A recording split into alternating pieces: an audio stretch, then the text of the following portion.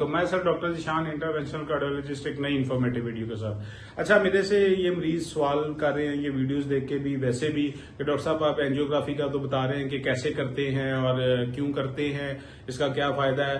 तो कुछ लोग ऑब्वियसली ये चीज मेरे से पूछ रहे हैं और ये उनका बनता भी है कि डॉक्टर साहब ये जो एंजियोग्राफी हम करते हैं तो इसके क्या साइड इफेक्ट्स क्या हैं, कि इसके जो नुकसानात हैं वो क्या हो सकते हैं। तो ऑब्वियसली जब भी हम कोई चीज करते हैं, चाहे वो प्रोसीजर हो या कोई इवन मेडिसिन हो, तो उसके फायदे भी होते हैं और नुकसानात भी होते हैं। और नो डाउट जो हम प्रोसीजर कर रहे होते हैं उसका फायदा ज्यादा होता है, नुकसान कम होता है। तो लेकिन फिर भी मरीज को पता होना चाहिए कि उसके साइड इफेक्ट्स क्या हैं। तो आइए मैं आपको बताता हूं कि एंजियोग्राफी के साइड इफेक्ट्स क्या हैं। बेसिकली एंजियोग्राफी जब हम करते हैं, और स्टार्टिंग फ्रॉम हैंड, अगर हम हाथ से शुरू करें या टांग से करें, तो सबसे पहले ये है कि जब आप वो करते हैं, प्रिक करते हैं, तो उसकी वजह से ब्लीडिंग ज्यादा हो सकती है मरीज को। सबसे पहले ये है, क्योंकि आर्टरी होती है, आर्टरी का प्रेशर ज्यादा होता है, तो मरीज को ब्लीडिंग ज्यादा हो सकती है। यहाँ पे मरीज को हेमाटोमा भी बन सकता है या इन्फेक्शन भी हो सकता है। इससे आगे हम जाएं तो आर्टरी में जो हम ये जाती है उसमें स्पैज्म हो जाता है, उसकी वजह से डायसेक्शन भी हो सकती है।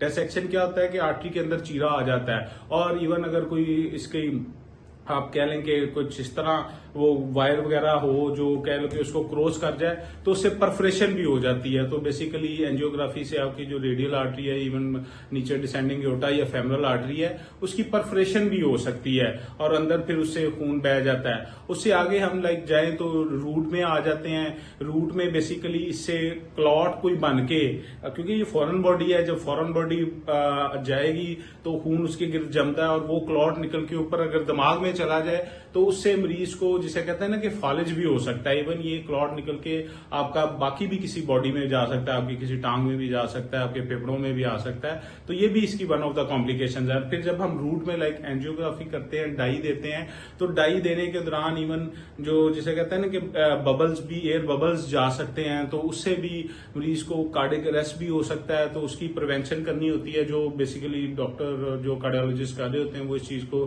मद्देनजर रखते हैं। सेम जैसे अगर हमारी बाहर वाली रेडियल आर्टरी है या फेमरल आर्टरी है या एओर्टा है, उसमें डायसेक्शन होती है, तो आपकी जो दिल की कोरोनरीज हैं इसमें भी डायसेक्शन हो सकती है, और उसके साथ उनमें परफोरेशन भी हो सकती है अगर हम एंजियोप्लास्टी अटेम्प्ट करें। और तो बाकी ये बेसिकली इसकी मोटी मोटी, और साथ ये रिदमियाज भी चल सकते हैं कि अगर आप उसमें चले जाते हैं एलवी के अंदर, तो वहां पे आपका जैसा कहता है कि मरीज को वीटी, ये दिल की धड़कन जो है बेतरतीब हो जाती है, वो भी इसमें वो वीटी भी चल सकता है, वीफिप भी चल सकता है।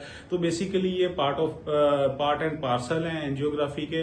तो जहां इसके बहुत सारे फायदे हैं, यहाँ इसके ये एक साइड इफेक्ट हो सकता है, जो जिसे कहते हैं कि डॉक्टर बहुत कोशिश करते हैं प्रिवेंट करने की, लेकिन इनकी जो शरह है यूजली ये 0.5% तक है जो हम एंजियोग्राफी में करते हैं, और एंजियोप्लास्टी में ये 1% तक होती है और मैक्सिमम 5% तक होती है। तो अगर आप ये देखें उसके फायदे या उसके जो एक सक्सेस रेट है वो 95 to 99% है, और जो कॉम्प्लिकेशन रेट है वो सिर्फ आपका 0.5 से लेके 1, और बहुत आप करें तो ये 5% तक इसमें ये कॉम्प्लिकेशन हो जाती हैं। तो आपको ये मैंने मेजर मोटी मोटी कॉम्प्लिकेशंस बता दी हैं कि जिसमें सबसे पहले आपका हीमाटोमा बन सकता है, आपको रिदमियाज हो सकते हैं, आपको डायसेक्शन हो सकती है, आपको परफोरेशन हो सकती है, या इवन आपका जो है ना फालिज या कोई क्लॉट कहीं मूव कर सकता है। तो ये आप मेरी मजीद वीडियोस के लिए मेरा चैनल सब्सक्राइब भी करें, शेयर भी करें, और ऐसी मजीद इन्फॉर्मेटिव वीडियोस के लिए मेरा ये चैनल आप